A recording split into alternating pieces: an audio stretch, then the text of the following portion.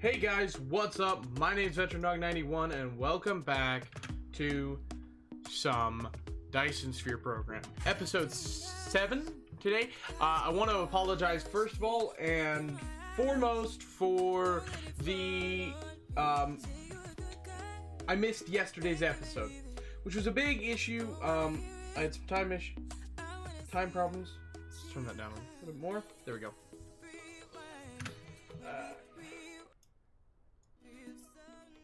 There we go. That's better for the music. Should I turn that? There we go. Maybe? We'll go a little bit.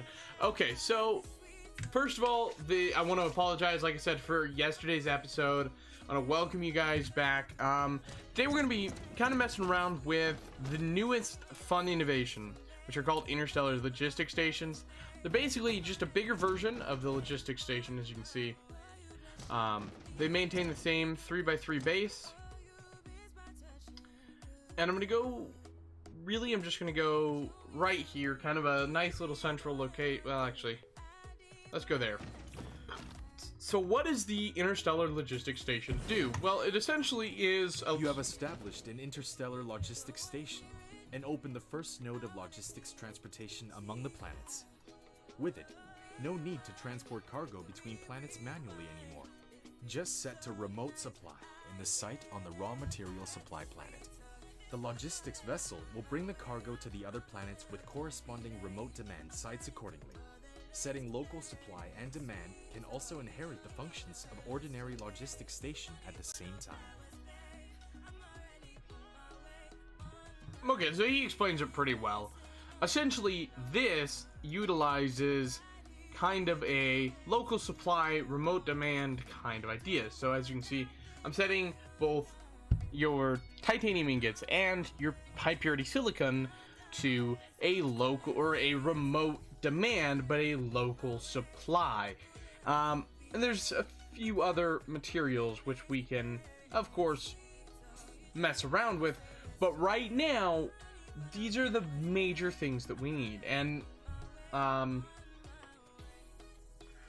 I'll be honest, I'm not sure what takes these organic crystals yet. I haven't actually found a recipe that uses them right now, so I'm just kind of leaving them alone, letting them do their own thing. I'm sure there's, well, it's fractal silicon, right? But fractal silicon also makes silicon crystals. Now, these are rare resources, and they all do different things. So, of course, we are going to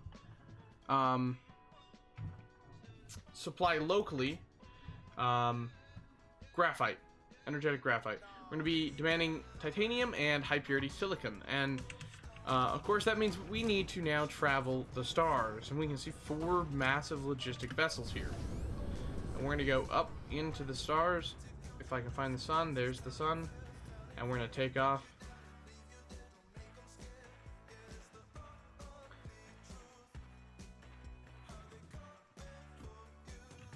And we're going to travel to NF1.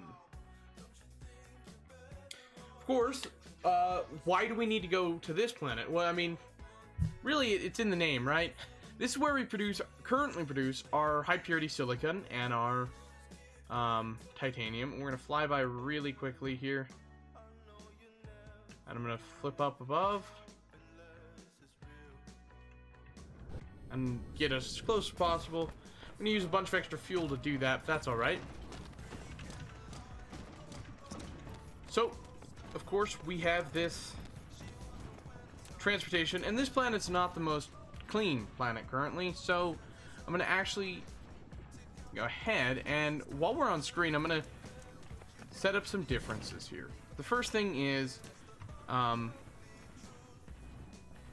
realizing that I actually managed to mess it up already.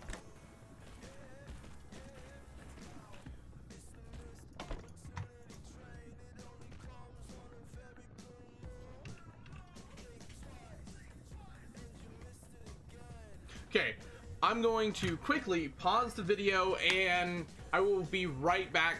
What I'm basically going to do off screen real quick is I'm going to run back to the other planet, grab us some more conveyor belts, some more conveyor transfer nodes, as well as some thermal power stations so that we can bring that back here and have the resources to start producing some power, so that one, we can power this behemoth here, and two, so that we can start interstellar logistics and start bringing graphite in to power some thermal foundation plants. There's also some other things I'm gonna grab, but we'll discuss all of that once I get back. Hey guys, welcome back. Okay, so I ran back and I got some supplies. The first things I got was 100 solar panels using some silicon. We brought back 8 accumulators. I also grabbed more conveyors, more junctions, and I'm crafting a bunch more storage. That's just to allow this thing to get a little bit more power. I'm gonna build a solar array, and I think I want to center the solar array around the kind of pole here, I guess. So we're gonna go like this.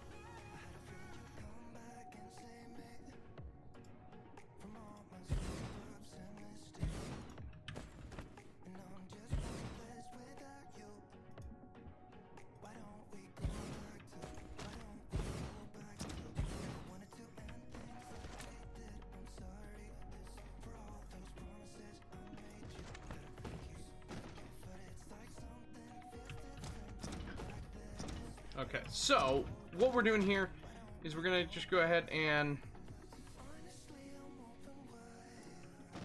make this just look a little bit better here.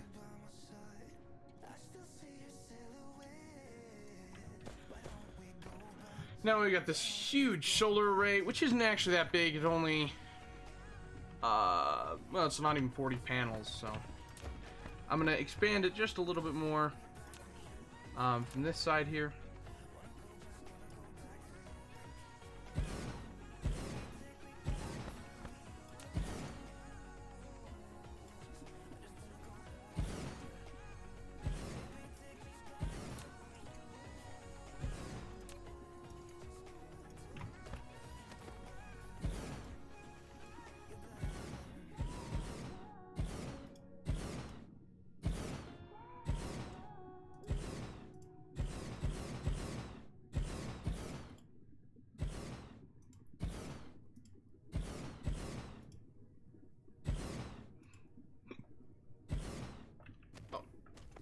Wait a minute.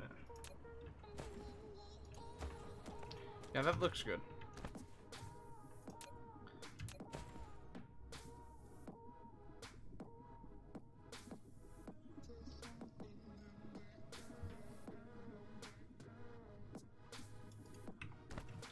As long as we're within sunlight, I mean, these will work great and provide 40 megawatts of power for the planet,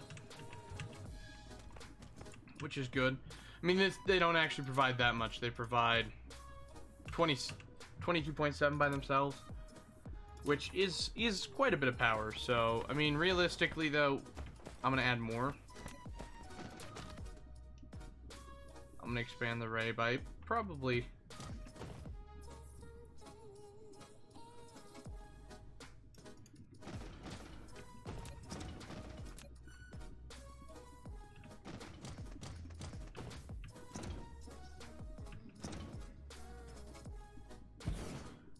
two more panels.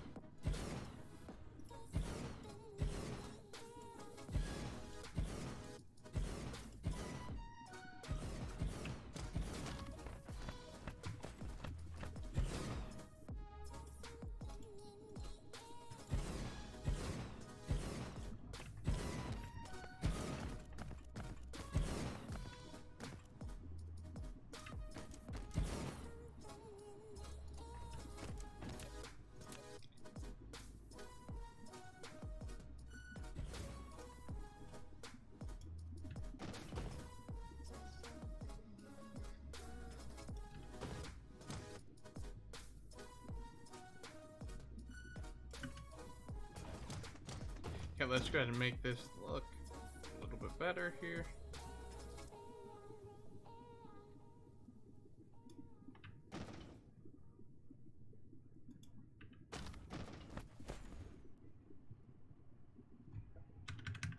We'll go down to one line here, and we're just gonna kind of go around this inner circle here.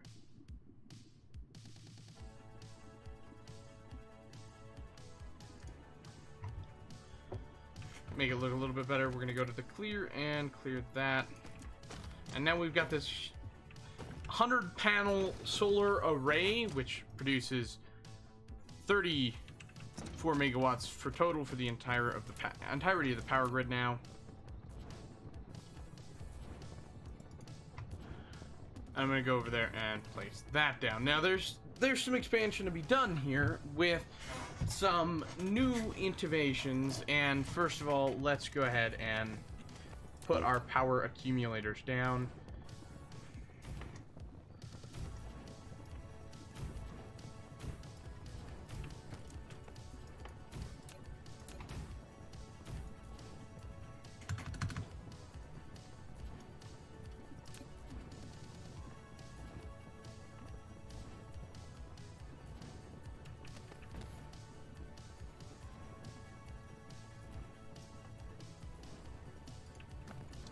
There we go. So these power accumulators essentially will charge 600 kilowatts and will put out 600 kilowatts and then provide, of course, power for the whole system. Now this is obviously powered, and first things first, we're going to throw a remote supply and a remote supply, but a local demand and a local demand. That way, if at any point we need more titanium mines up and operational, we can place logistic nodes on the planet.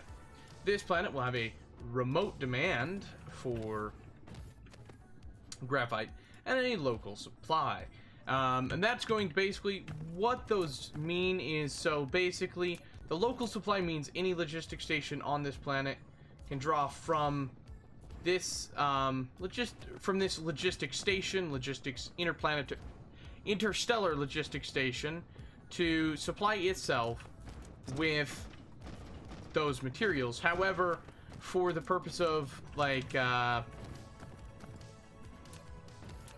basically, I'm just gonna bring this around, and I'm gonna bring that around, and then I'm gonna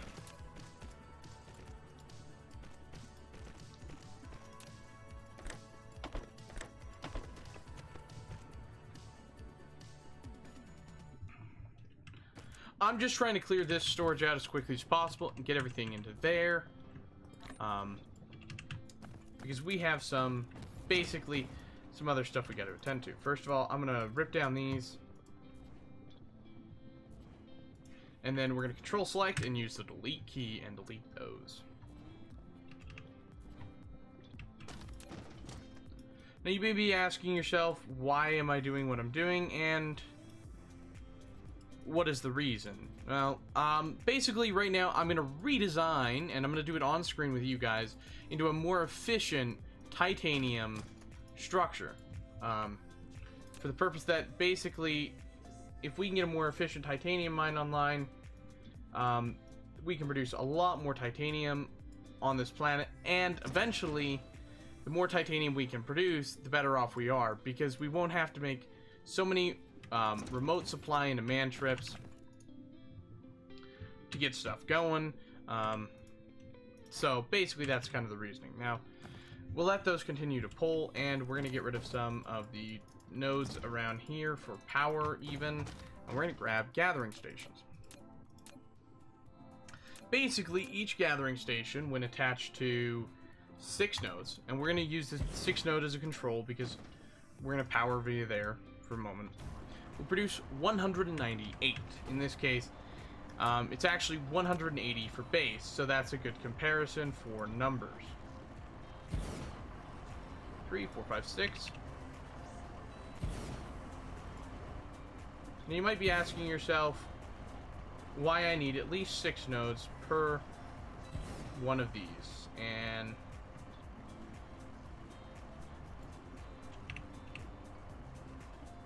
that wouldn't be a terrible idea to ask yourself. So 1, 2, 3, 4, 5, 6, 7. This produces, they're all full. And actually I have one too many, so we're gonna go ahead and remove this far end one over here. Essentially, each one of these, when combined with one other partner, can provide a full 3 node worth of power. And we're just going to connect that in there and then have this one come out to there. We're going to use this line as our center. We're going to use this center as our right. And we can come in and connect it via there. Then we can come all the way around here, coming out to there, coming up to there, over to there, up to there, over to there.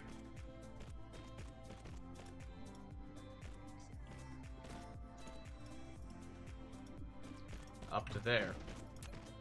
Getting rid of that. Now that line actually looks the worst out of all of them, but that's alright. And again, we'll just connect it in. That allows us to draw.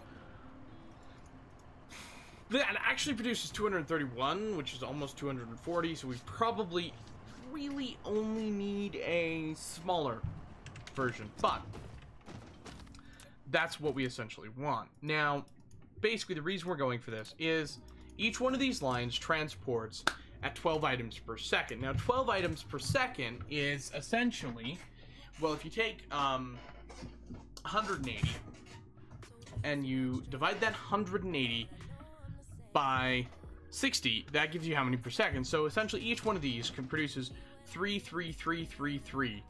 per second. Actually, this line produces instead of this line producing 6, it produces 5. This line produces 3 and this, or 6, this line produces 6, this one produces 7. So essentially, what does that mean? Well, so essentially if each one of these lines, which only produce or can only carry 6, which is a little bit of a unfortunate situation, because what that actually means is that we have to split the last line between the two, which isn't too hard to do, and I'll show you what I mean by that. So right now we can actually save ourselves a little bit of time, cut that off there and connect that one into there. Now this line will produce at 9 per second. We can save ourselves a little bit more time and come out and connect into there. And that can actually save us a little bit.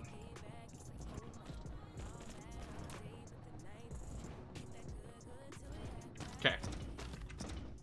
So then, we can do production. Now, if each one of these lines carries a specific number which can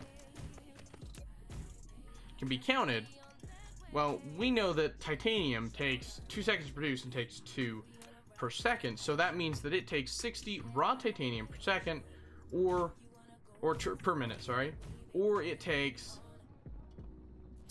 I can't think today. Or it takes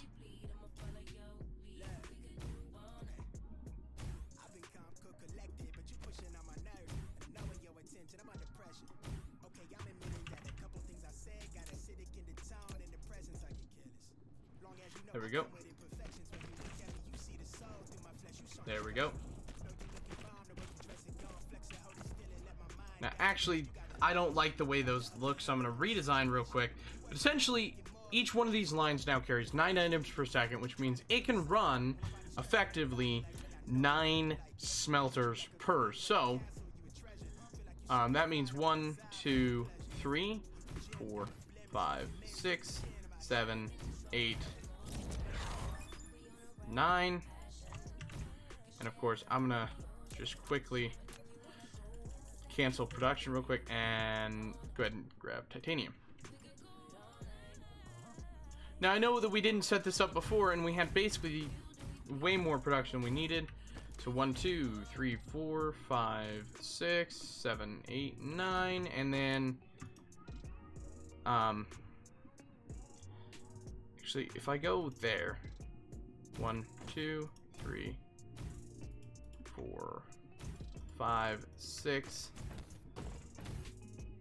7, 8,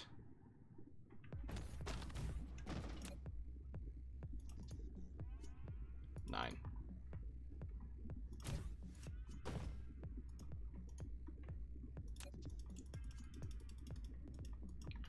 Should wait.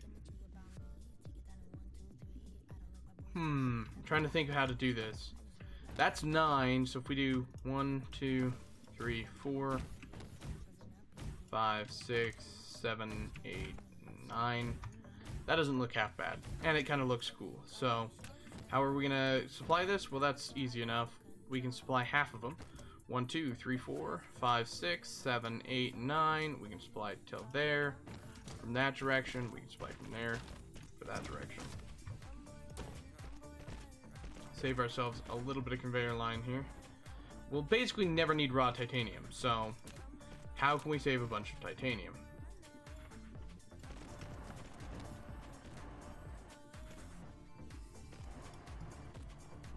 Like so. Or a bunch of wasted storage. So basically, we can...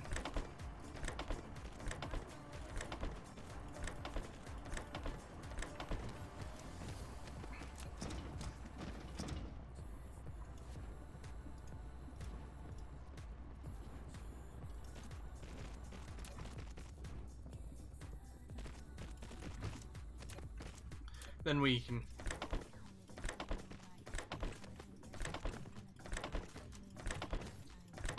so each one of these produces an exacted amount, which is actually pretty nice. So each one of these smelters produces 1 titanium ingot per every 2 seconds, which means that basically if we have 18 machines here, we produce 90 titanium per second, because each one of these produces 30 titanium per, or sorry, let me just recap that math real quick. Each one of these produces 1 titanium ingot every 2 seconds, which means it produces 30 titanium per minute, which means if we take that 30 titanium per minute and we multiply it by the 18 smelters we have here, that's 3 times 18, which is 36, 40, 50, sorry. So if we take it and multiply it by 3, you get your 54, and that's of course actually 150 or 540 per minute. If we divide that by 60 seconds, that means we're producing 9 items per minute, which means that this can all be transported along a single conveyor. And actually what we're going to do is a little bit better than that. We're going to run to here, then we're going to run from this side to here, and we're going to run up to there. We're going to run in like that, which allows us to stay on par, and we can basically take 2 storages here, there,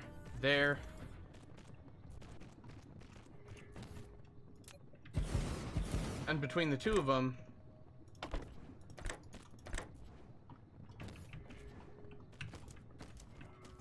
if you can get it set up right, that'll take the entire conveyor line worth of stuff. Then what we do to fix that is we connect in like this, and then we can connect into the storage here, and each one of these can put out 1, which basically what that's doing is that leaves us a buffer of these 6 storage cargo containers here worth of titanium on the planet, and the buffer of the internal buffer here. Then of course we can place our wind turbines back all around, and I think we kind of went crazy with how we placed them, so I'm just gonna place them however, and then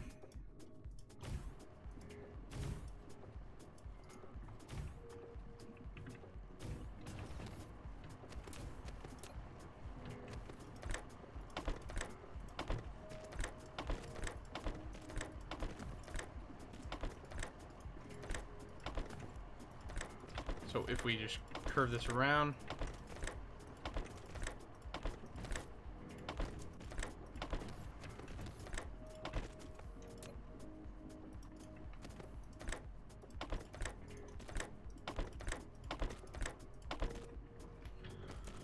There we go. So now we've got this massive titanium production line, which is absolutely gorgeously producing a massive amount of titanium. And as you can see, no titanium is coming through the center there because it's going in and immediately out of the storage conveyors, and it will continue to do that. That gives us a big amount of titanium production and a consistent high quantity of production for titanium. And essentially I'm going to do the same thing with the silicon, kind of numbers game it, and do that. But I'm not gonna do that on screen with you guys because we just, you know, I want to be able to show you the finished product of the silicon, and I wanted to show you how to kind of set up your own.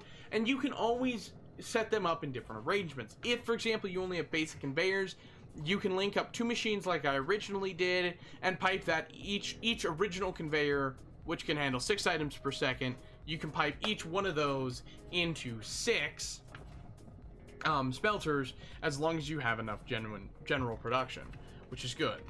So we actually just got our first, well, actually we already have titanium here, which is kind of really cool because we already have the power plants, and we can set up a quick power node of some energetic graphite, which is really good because that's something I was talking about doing, and I'm going to do that on screen with you here too, so that we can kind of get an idea, so that everybody can kind of get an idea on how, you know, you can always do it differently. Like, you don't have to do it exactly like I do, and that's kind of the cool part of this game.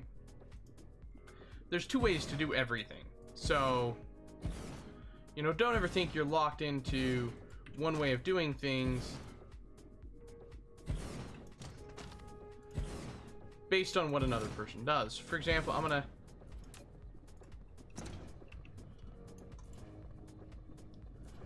come out this side here,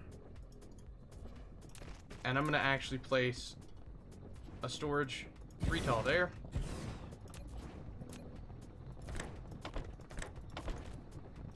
And this will be pulling out energetic graphite in a constant stream.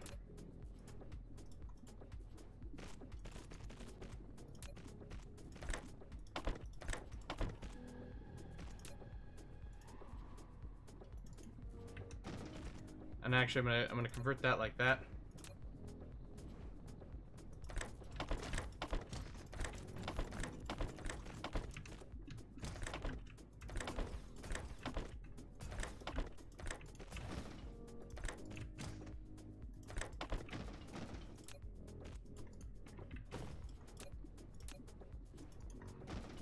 And boom.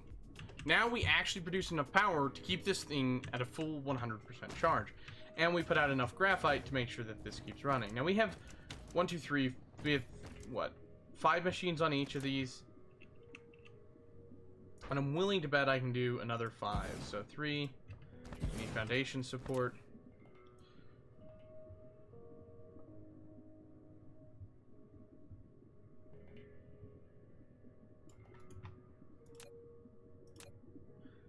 So 3, 4, and 5.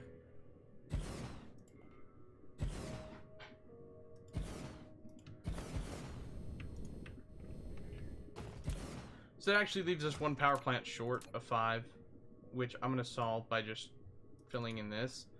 And this last...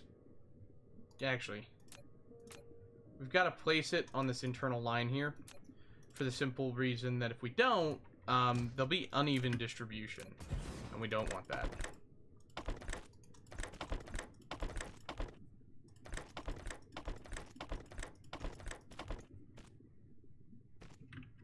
So these conveyors should be able to theoretically handle the constant influx of that being able to power the whole system, and that provides us 101 megawatts of power during the day. This should keep us running, but the solar panels were just kind of a nice touch, and I figured we might as well put some solar panels around. Because I don't know. I'm like torn between like a nice clean power and a not so clean power, and there are advantages to both ways of doing it. But obviously one of the major advantages to wind turbines that not a lot of people consider is you can't have a lot of them, which is their disadvantage, but wind turbines actually have a few advantages that they you don't really talk about. So, but without further ado, I'm gonna go ahead and quickly pause and finish up the silicon production and bring you guys back to a finished silicon production. Okay, welcome back again, and let's go ahead and jump in here. So we've got the silicon production up. I opted for a little bit of smaller silicon crystal production. I did figure out what those are used for. They're used for accumulators, so we do need a few of them coming back to the home world, but not a ton. So I just have the 9 here on each side for the high purity silicon, and then I have just 4 of these, which essentially takes away 4 high purity silicon production, turns it into crystals. I've got a single tower for crystals. I've got a dual tower for silicon.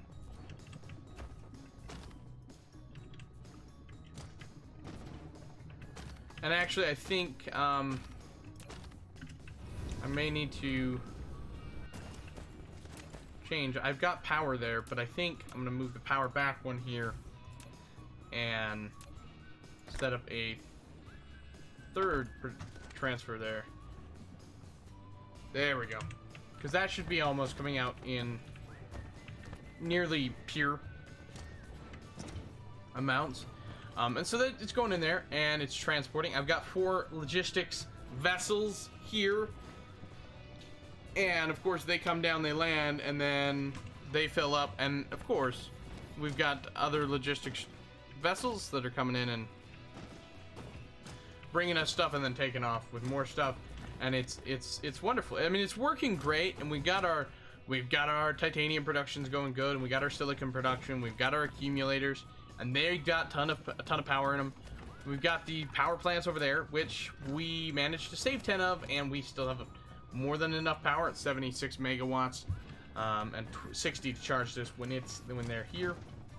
As you can see, they just kind of come in. They dropped off the graphite or whatever they're bringing at this time. In the case of these drones, these are the drones that belong to this logistics station. They fully land and then take off with the stuff. But yeah, I mean, basically, they take the stuff. We're gonna take off ourselves, follow them into outer space again.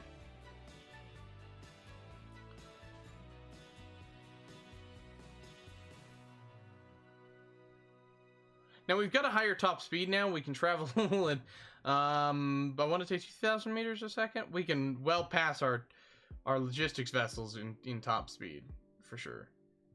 And we're going to hit the planet much quicker. But as you can see, they're making pretty quick work. Not terribly fast, not terribly slow, but they are making great work of production. And they're bringing us titanium, which the titanium comes in, and it's kind of funny because we've got our logistics vessels here. The titanium comes in and then goes into drones. The drones transported over to this logistics station, and yeah. So this will be local, remote demand, local supply for crystals, and I think for now, honestly, I will just bring a single, So you can do 2 different ways of piping stuff up, and I forgot to mention this. You can actually tab to grab number 2, which is high purity silicon. Or not high purity, sorry, the crystals. And we're just going to place a single dual storage here to take these in. That way we have some on the planet. Our high purity silicon should be being transferred. Okay, it's not getting transferred, and that's right. I did forget that I need to provide another logistics station over here, which will actually end up probably pulling in stone, and the stone's going to need some room, so transportation. I'm going to move another hub. I'm going to basically go inside of this hub and then move it back to there. This will be responsible for probably grabbing some coal and other stuff, but this will be a demand for silicon, and we will give it a nice node of transportation.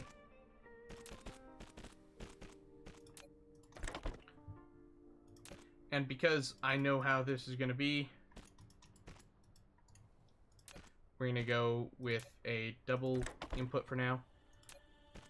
and for the planetary purpose, we're gonna do a ton of high purity silicon on the planet, because we're gonna need it in the long run, and that is something I don't like to run out of supplies. So it's something that I like to know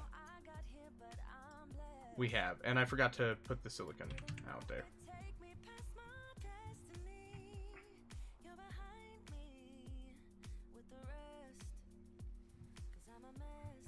But as you can see, I mean, we can store a bunch of high purity silicon here.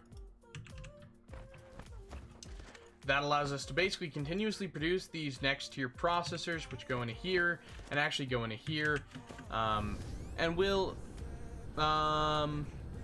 inevitably be transported somewhere for use. So our titanium comes in, and we've got a titanium stockpile. I actually like that we have a titanium stockpile.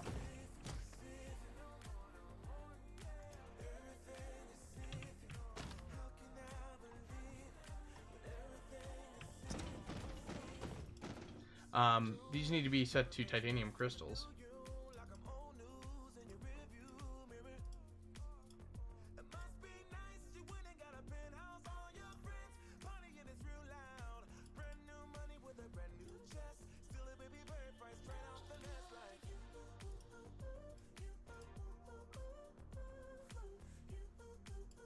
So you can actually make organic crystals. There is this recipe here, which is water, foliage, and again, not the best recipe for use, by the way.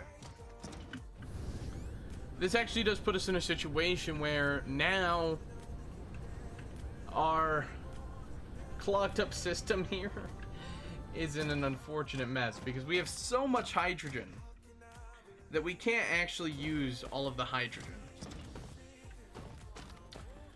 And so we need to set up something else on screen today, which I've been wanting to work on and get set up. And that's going to require a few more of these. So we currently have 9, and I want to run a facility of 16. So we need another 7 to do what I have in mind. And to produce space, you're going to need some steel, some glass, so we can fly over here. We can grab like 200 glass. We can fly over here, grab 200 of that. We have a few of these processors stored up in there. And actually we have some steel stored there, but I don't want to grab the steel from there. I'll grab the steel from here.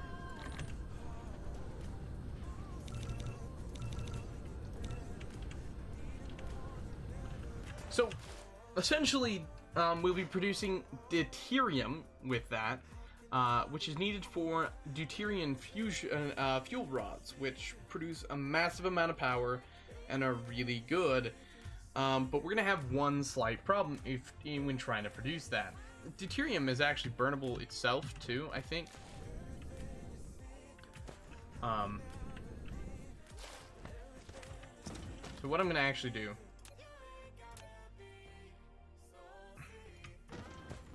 is over here. We don't have very many foundations, which is kind of unfortunate, really.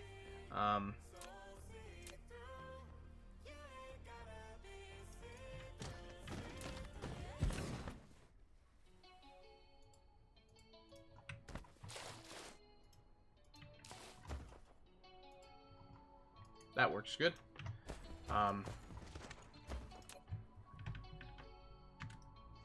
Clear that up. Then we're going to do remotes or supply for that. And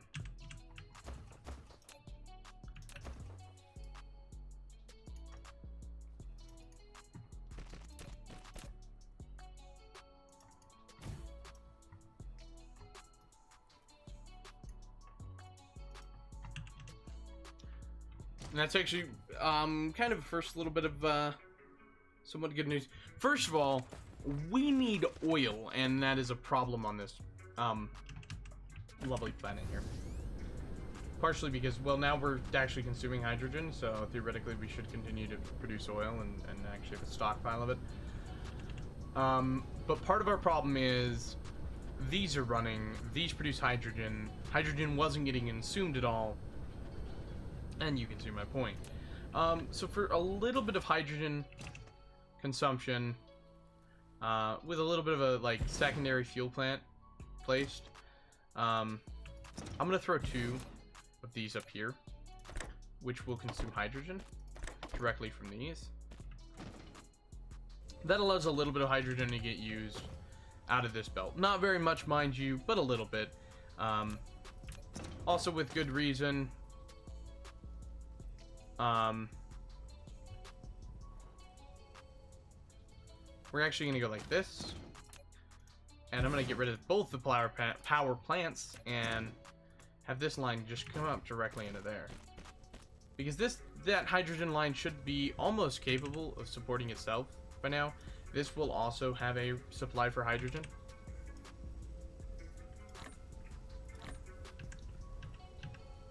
I'm going to just grab this and delete this real quick.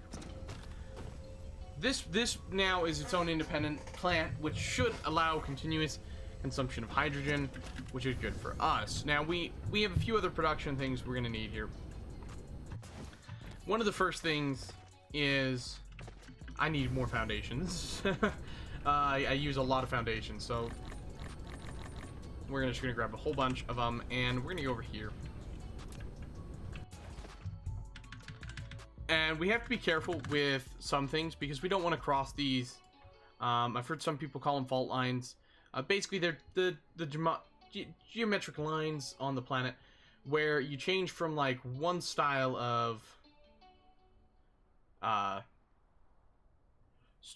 one style to another. So basically, you'll notice that on the planet, you'll switch your lines where they no longer match around each other.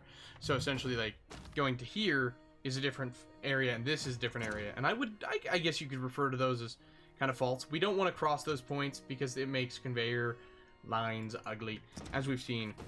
Now for transportation, we're going to basically be throwing one of these down over here, and for power,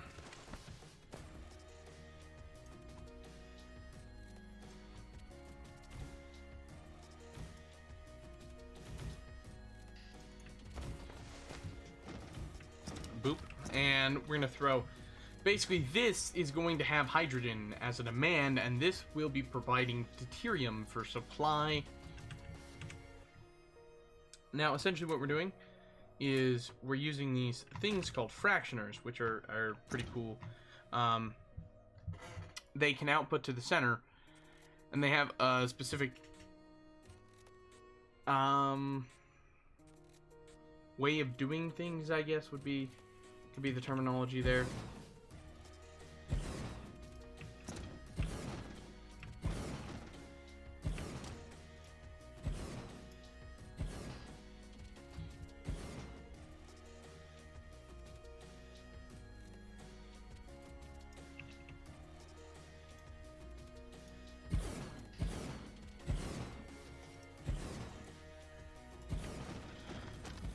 So there's ones we have now. Unfortunately, we don't have very many of these high-speed conveyors because they take a specialty resource which we just don't quite frankly produce enough of yet. So we're going to actually quickly produce a few of these high-speed conveyors because we're going to need them for this. Now, high-speed conveyors take a few necessities, including these magnets and some graphite. Now, for the magnets, that's pretty easy. So what we're going to do is we're going to come over here and grab like 400 of that. We can come over here and we can grab some storage from our energetic graphite. For the magnets, we need magnets and some motors. So we can get our motors from here, and we're going to grab 200 of them. And we can grab magnets from here because, well, they're just kind of stored here. You don't really normally find a need for magnets, and if you do, it's its own custom production. So we can produce 100 of these, which are going to take, it's going to take a minute to produce, but that's all right. Because for now, we can do a few different things here. We can come out of the nose here.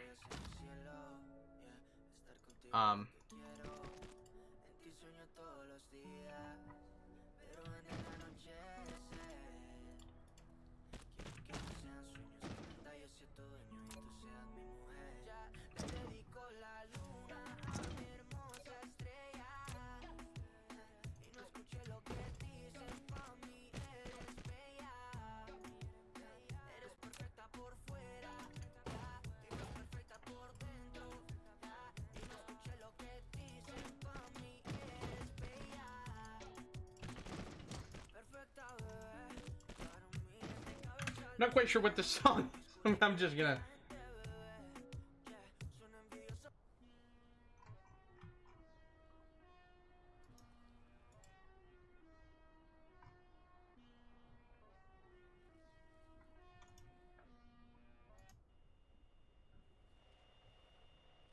That'll work.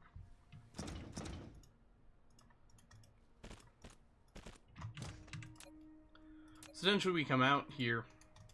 Now what these are called fractioners, and they have their own specific purpose. They turn hydrogen into deuterium, and they have a reliance on how fast items move through them, which is why we're swapping out to a higher speed conveyor, which is, you know, normally you wouldn't need to do. So first of all, we're gonna come right out of here. We're gonna go up. No. We're gonna come out and go up.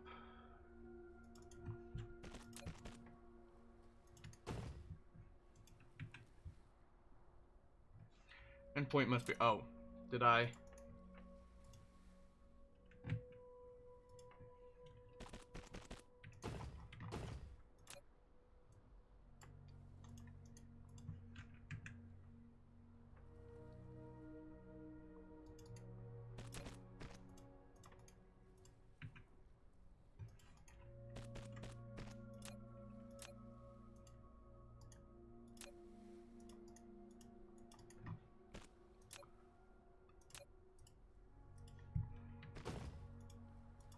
We're going to set that up like so. That'll allow us to basically have an input over here. But instead of actually having our input over there, we're going to have our input over right here and set up like so. Part of the reason for that is we can actually have a storage container. I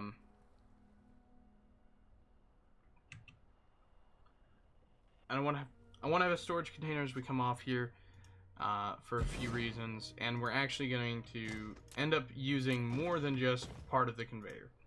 First of all, we're going to turn this around and basically port that side up. Then we're going to port this side and this side. And this is actually going to come down here, go over, and then come up to there.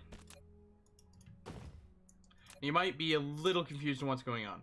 These will move items at 1 per second. These move at 30 per second, which means that won't transport each one of these won't transport enough items in and out to max out the conveyor line. So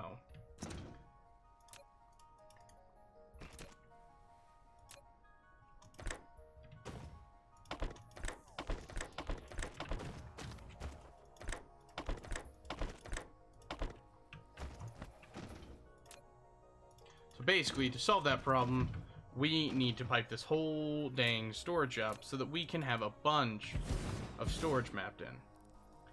As for the deuterium, I'm pretty sure it produces at a much smaller rate. And so we can just simply come off this connector here, go in like this.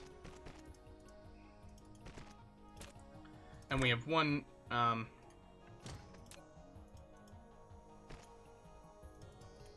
We're going to swap that for a second. If you guys didn't know something pretty cool about conveyors, if you mess around, sometimes you can get the lines to go where you want them to and work more efficiently than what you need. So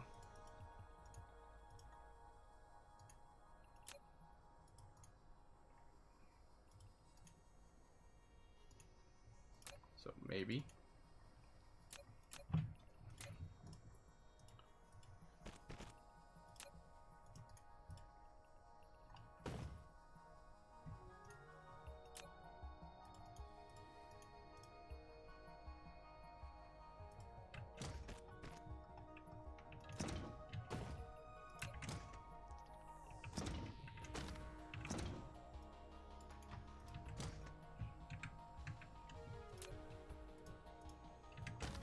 Oh my heck.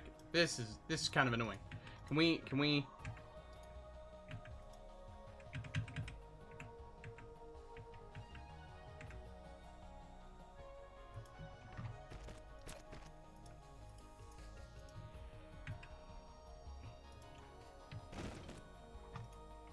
Okay, so maybe we can get this placed up right here.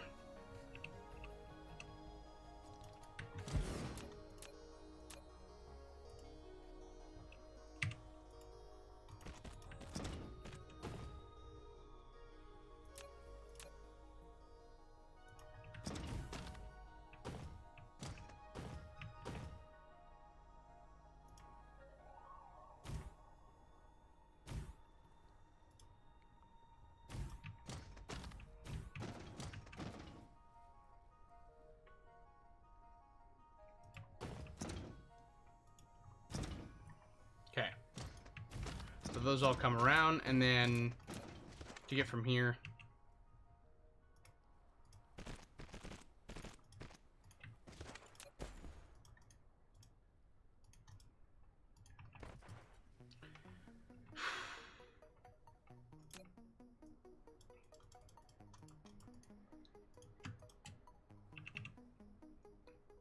Normally I wouldn't move this down, but we need it to be on the fault line itself in order for it to come out here and then go back in. Apparently not, though, because it's going to just create hella problems no matter what, apparently, because it's a freaking stupid machine. That's kind of annoying. 1, 2, 3, 4, 5, 6, 7, 8, 9, 10, 11, 12, 13, 14. I wanted 16, but... Well, I want 16. Is there any way we can... We might be able to finagle this back, possibly? It'll be a little bit janky, but... We might be able to pull it off. If this can come out here... No, I can't. You can't go into the front, you stupid freaking conveyor.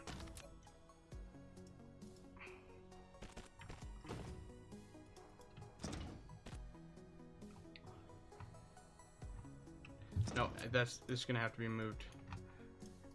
Wait, so if I can't come directly out. I have to go out that far back, and then I'm gonna have to go this far over.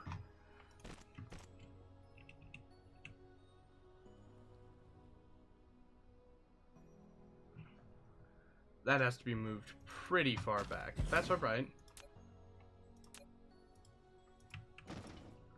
Because then it can come out. And as long as I can get it to work over here.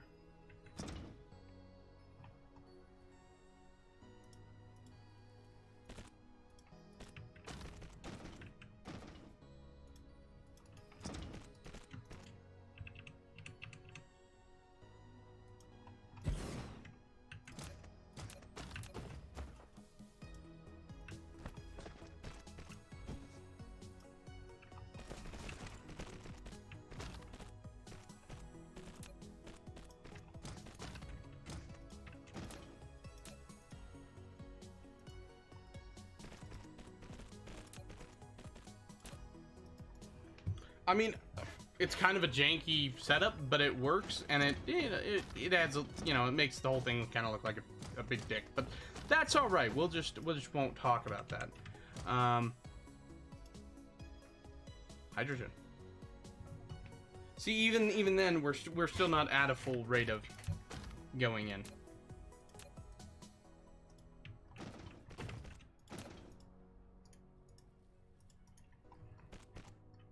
So as you can see, we put deuterium in, and we consume hydrogen at an insane rate.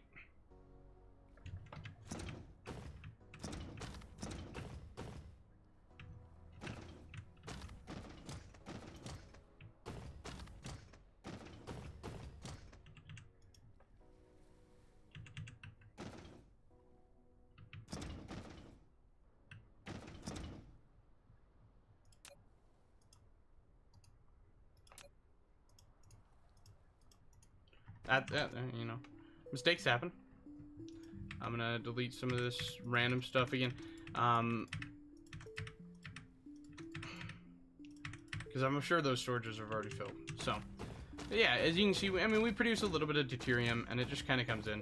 These are pretty cheap on power, work pretty well, and it's based on how fast an items go in. I think is not 100% sure.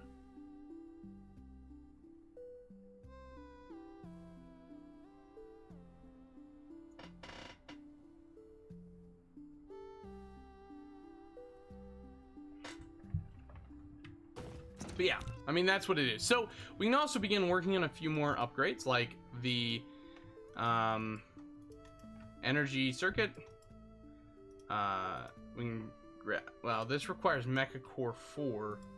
Mecha Core level 4 requires these purple information matrices. So, solar sail life, solar sail life, solar sail life. I'm not actually sure about the solar sail lives. Maybe ray transmission, but let's grab sorter stacking, cargo stacking, sorter cargo stacking, sorter cargo stacking, sorter cargo stacking. Vertical construction could be something. And that, you know, there's 7 researches, all we can do.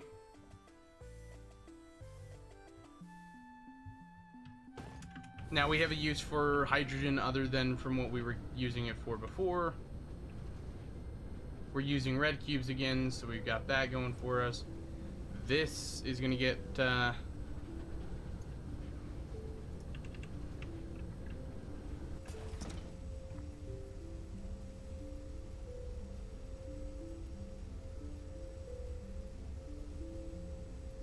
its own drone storage, which is nice.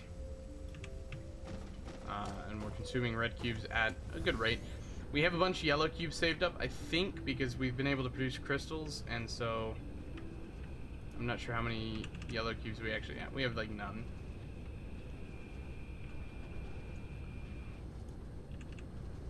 Of course, I can always assume that we have some, but even if we don't, you know, I can just do that. So it looks like part of the problem is we don't actually get enough oil over here. So I'm going to help out a little bit with that, and we're gonna bring in number 2, and we're gonna need in demand for oil. And something I want to do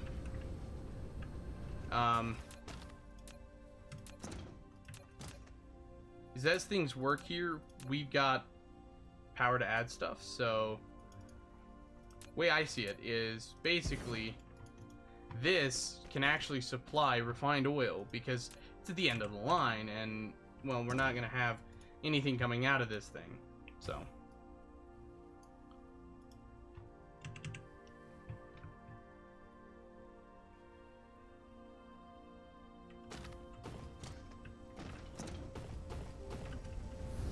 and this produces quite an insane amount of oil over here. Like, the amount of oil we actually produce is a ton.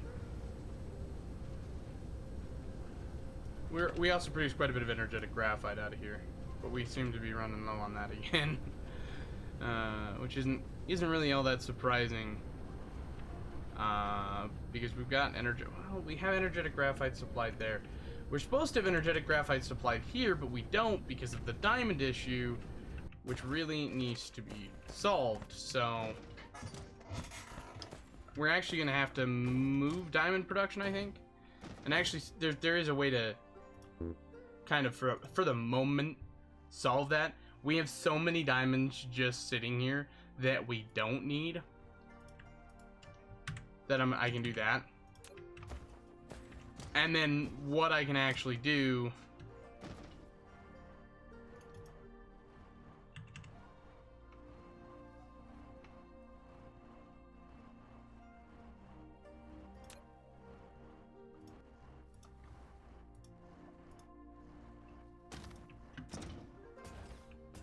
is we'll cut the diamond's ability to actually go in and out of the machine off, and then rather than just wasting a bunch of graphite,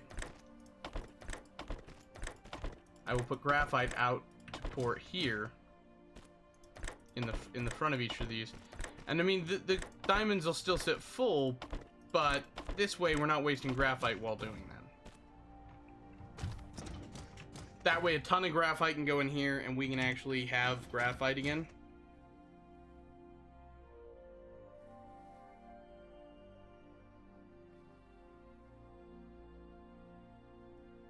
And we're now consuming a bunch of, well, we're actually, it's not that we're consuming a ton of graphite, it's that we're traveling it off a planet. But we've actually gone like 20 minutes over what I was aiming for today. So I'm going to let you guys go. Next episode, I want to get into the solar, well, I want to actually, next episode's plans are basically to start producing more organic crystals so we can produce more yellow cubes. We've got to figure out how to produce red cubes, and then we've got to push our next agenda, which is to start automating the production of logistics vessels and logistics drones for interplanetary and interstellar transportation of goods. We also need to work on setting up a production for the conveyor belt Mark IIIs. That would be something I want to get into because I want to be able to upgrade to the next tier of conveyor belts. Conveyor stacking is now available, so I'm not 100% sure what that does, so we'll figure that out next episode as well. I want to get into some EM rail ejectors, which launch solar sails into the orbit. They're basically just massive. They produce power, I want to say, and then you use the ray receivers to gather that power. That's going to be something I want to get into. I also want to get into the orbital collectors, which allow us to mine gas giants, and we have a gas giant next to us that is, well, I'm not sure what kind of gas giant it is. It's a planet gas giant. Okay, so it does hydrogen and deuterium production because it is a regular gas giant. Now, if we actually go in a VMAP, can we zoom out and view the nearby cluster? We can view the star, but then we can't view the planets. That's something I want to get into as well. I want to be able to explore around and look for some other planets, to find some more of different kinds of production. Basically, we can also maybe look into going to this planet to get some more titanium. That's not too big of a hustle to get there. This planet does really good on wind energy, but again, we don't really need it. But as I said like 3 minutes ago, we've got a pretty big operation going here on our home planet here, and we've got some massive amounts of thermal power plants, and I think we've actually, I forgot to mention, we've fixed them all, basically, at this point. We've got these ones here, all working. So off screen, in between episodes, I did actually upgrade this. So now each one of these coal power plants is responsible for the production of 4 graphite. And so we have graphite there, we have graphite there. You know, we've got this one powers these 4, this one powers these 4. This one here goes to those 4, and then this one goes to these 4. And they all produce graphite. This one actually somehow lacking coal. This only produces 180, so not quite enough to run them. This one produces more than enough, and this one produces more than enough. As you can see, I mean, this is running perfectly. We have so much hydrogen that these down here are running great, and conversion rate is only 80%, but I mean, they still produce power. And over here, these are a conversion rate of 80% as well, and these produce power, and this is using a bunch of refined oil. This is demanding refined oil so that we can get refined oil over here, so we upped our organic crystal production last episode, but we haven't really been able to use it because, well, we ran out of oil, and that's fine. We're going to use that. One of my plans for next episode is to basically create another one of these 4 wide facilities here to produce more organic crystals for yellow, or what are they? Structure matrices? No.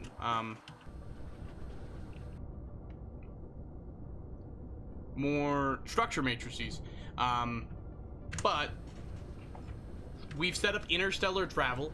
We've got deuterium production online here. Now we're not making a ton of deuterium, but we make enough, and this works really well. with the constant flux of hydrogen, which basically only every once in a while do we actually have to add hydrogen in now, because this only does a 0.5% chance of creating deuterium. But as you can see, that 0.5% chance, it works fine, and this is product working. You actually lose efficiency as you go around here, because for example, say this creates a deuterium, well then this one has one less hydrogen going through it until, you know, the net, well, one less hydrogen after this machine, if this one converted, and whatnot. And that basically one machine will always convert, so you will always lose a few machines of efficiency, because you'll have a gap. That's why you see these little gaps coming around in here, then the little gaps get filled by this, and then you're back up to a full line, and it works really well. I'm curious, if I make this the dominant line, there's not, well, actually I could go like that. That makes this the dominant line, which allows a more seamless, continual flow through. And then this will only add as it needs to.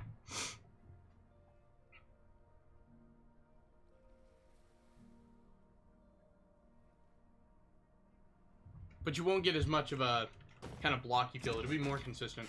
But again, I said like 7 minutes ago, we're over 20 minutes. Now we're almost over 30 minutes for time. And I'm sorry about that. But if you enjoyed the episode, have a good one. Hit that like button down below, subscribe, comment down below, tell me if there's anything I've done that you found more efficient ways of doing, or if you like the video and you want to say, well, what have you ever tried this, or even if you don't play the game or whatever, just comment down below, let me know your thoughts on today's episode. But have a good one, don't kill anybody, and let's get this going.